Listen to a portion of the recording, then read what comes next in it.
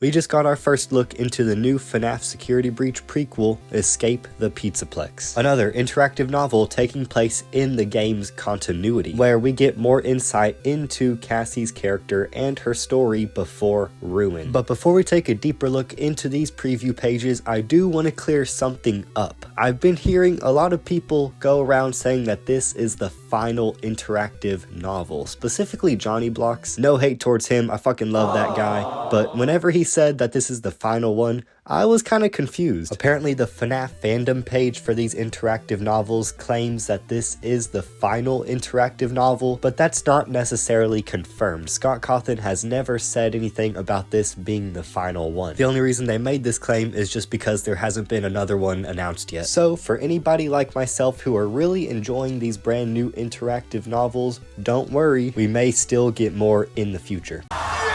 But anyway, speaking of this book, I've been really looking forward to it. Ruin and Help Wanted 2 are the two current latest things in the timeline, both of which releasing back in 2023.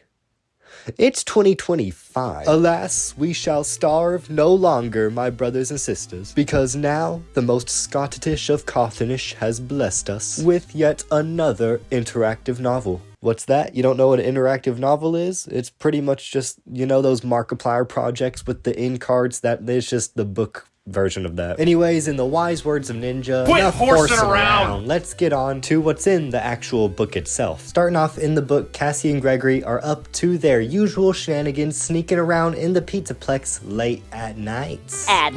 This is already super interesting information because we usually don't get much context about how the everyday life is for a human in the FNAF universe. And so it's really interesting to see little details like this, knowing that Cassie and Gregory usually do this as just like their regular hangout thing. It just really adds to the overall world building of the FNAF lore. This is something that's also prominent in the week before, essentially taking us through a week in the life of Ralph, aka the phone guy. This is why I love these books so much. Just little shit like this is fucking awesome. But not only is this detail just cool for the overall world building, but it also possibly gives us insight into Cassie's home life. Gregory, we already know about him. He's kind of just fucking homeless. But the fact that Cassie, whose father is still alive at this point in the timeline, is not mentioned having any sort of concern whatsoever whenever Cassie talks about spending overnight at the Pizzaplex, it makes me think that unfortunately Cassie's dad may be neglectful. Which I do say unfortunately because, like, come on man, it's been so long since we've had an actually good father figure in the FNAF lore. But that aside, this possible neglectful nature of Cassie does make sense with what we've seen so far. I mean, whenever Cassie mentions her dad in Ruin, she never really seems sad or emotional about it. And then of course there's the whole leaving a sticky note on the fridge saying, hey, I'll be a while, there's some money if you need it, bye. I mean, like, what the fuck, man? You're going down into an abandoned Pizzaplex where you know there's some fucking killer animatronics at. Are you not gonna at least tell your kid, like, bye, love you, or anything like that? Like, what the hell? You may never see them again. You do never see them again. You fucking die. Also, a while back I wondered if Help Wanted was teasing this very same thing, because in the Helpy Repair segments there's a chance that Helpy's condition is parental neglection. Patient is suffering from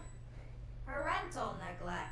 Okay, does that have lore implications if we're playing as Cassie's dad? You spin me right around, baby, right around. I do remember at one point early on, Cassie does mention her dad, but it's really just as an excuse to explain how she's so tech savvy because her dad works with the animatronics at the Pizzaplex. She never really mentions about how her dad is or how her dad treats her. But as you know, this preview only featured night 1 out of 5 different nights that we'll be seeing in this book's full release, so maybe then we'll get more information about how her family life is. Also in the opening pages, we hear a lot about Gregory and his mischievousness, how he's a bit of a troublemaker, which really does fit in line with the Tales from the Pizzaplex GGY story, where Gregory is in there also a bit of a mischievous individual. This really just seems to be Scott continuing to hammer in the fact that Gregory ain't all just innocent. Does that mean he did as bad as stuff as drop the elevator on Cassie in Ruin? No, that was still definitely the Mimic. If you don't believe me, check out this video. I promise I will prove to you that it's the Mimic by the end of that video. But still, a big reason why Gregory's mischievousness is emphasized in these first couple pages could be due to the glitch trap virus. After all, Security Breach and Tales from the Pizzaplex has hinted to us greatly that Gregory was once under control by glitch trap, just like how Vanessa was. And timeline-wise, there's a really good chance that as this book takes place, Gregory is under the influence of glitch trap. But the odd thing about this book, or at least about the pages we've seen so far, it's really not clear whether he is or isn't. All of the game over segments are at the moment left ambiguous, and the one canon ending that allows you to go into night 2, well, when it's going to be available, it was revealed that Gregory was just pulling a kind of extreme prank on Cassie all along. Which, just to clear things up, because I know I haven't summarized this whole night, if you haven't read or don't know anything about it yet, well, and first off,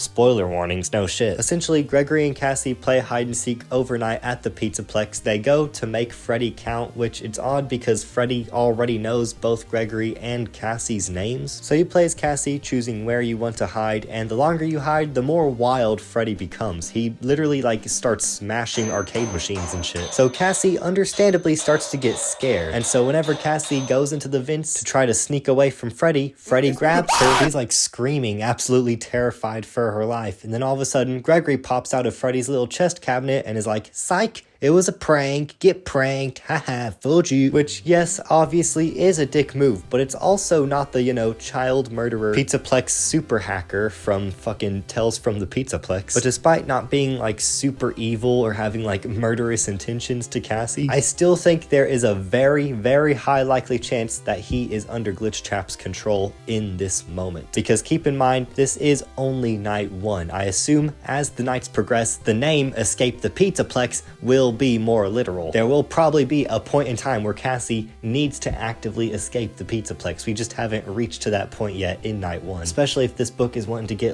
even more difficult or dangerous as the nights progress. So what does this mean for the rest of the nights? Well, considering that Cassie and Gregory are still friends by the time Ruin comes around, that most likely means that before this book ends, if Gregory really is under glitch trap's control, he will be broken free by the end of it. As you guys probably already know at this point, the Balloon World arcade machines scattered across the Pizzaplex map have been heavily theorized to be Gregory's equivalent of Princess Quest. Essentially, the arcade machine that when played will end up freeing Gregory from the virus. It is also widely believed that when Security Breach starts, Gregory and Freddy are essentially almost strangers to each other because they both sort of had their brainwashed whenever escaping glitch trap's control. Which, little side note, the information that we got about Gregory and Freddy's relationship in this new preview for the book actually could explain this cut piece of dialogue in Security Breach right here. "Gregory, I know why you're not in the customer database. I remember you from the blank." Maybe he was about to mention from all those times he played hide and seek with him and Cassie. But that aside, if Gregory really is going to break free by the end of this book, then let's take a look at what it would actually take for him to fully break free in the first place. Because yes, we do know Cassie is most likely going to go into the daycare, stumble across the Balloon World arcade somehow, play that, and free him through there. But that isn't the only thing required to fully free Gregory from the glitch trap virus, because there is actually one last arcade machine found down in the burn trap boss fight. Does that mean that Cassie's gonna scurry her way down there and then beat that machine as well? I highly doubt that. Instead, it makes more sense that Cassie's dad would have been the one to play that machine, considering that he was also probably already down there whenever modifying the mixes. Plus, you think if Cassie ever went down there in the past, then she would have probably mentioned it during Ruin whenever she was going down that same exact way. And we already know that Cassie's dad was most likely playing the Princess Quest arcade machines, interested in trying to beat those. Who's to say he wasn't thinking the same about the Balloon World arcade machines? It's actually kind of funny thinking why that arcade machine probably is all the way down there in the first place. Vanny probably went through the hassle of, let me get this large heavy arcade machine, bring it all the way down to this cave area just to make sure no one accidentally plays it and freeze GGY. We can't have that happening. Yes, I'm sure nobody will find it down here. And all of a sudden Cassie's dad just shows up like, Oh, there's an arcade machine. I guess I'll play that one. But what this also means is that for Escape the Pizzaplex, for the ending to involve freeing Gregory from the glitch trap virus, that must mean that the other arcade machine down underneath the Pizzaplex must have already been played. Which isn't anything too groundbreaking. It really just tells us that Cassie's dad was probably going underneath the Pizzaplex, doing really who knows what down there, a lot earlier in the timeline than we originally realized. And considering it's right where Henry's little setup is in the FNAF 6 labyrinth, this just further drives in the fact that Cassie's dad has some sort of connection to William or Henry that goes deeper than we realize. And yes, I include William, not just Henry, in this claim because we've already seen hints towards him possibly working at the sister location bunker at some point in his past. It just seems like little pieces of this overall mystery are starting to reveal themselves. And although Cassie's dad may already be long gone, there's still plenty of dots that have yet to be connected for his overall storyline. But that little rabbit hole aside,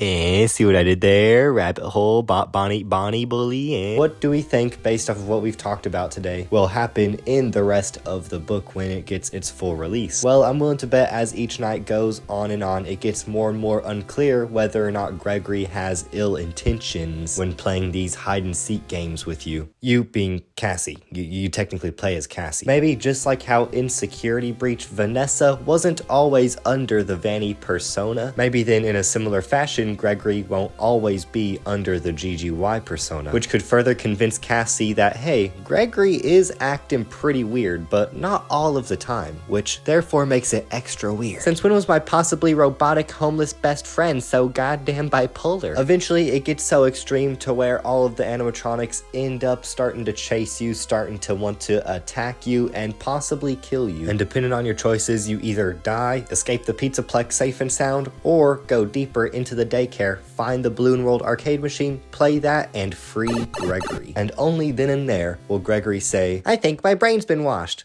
Why are all these animatronics attacking us? Uh-oh. I think we have a real, security breach on our hands.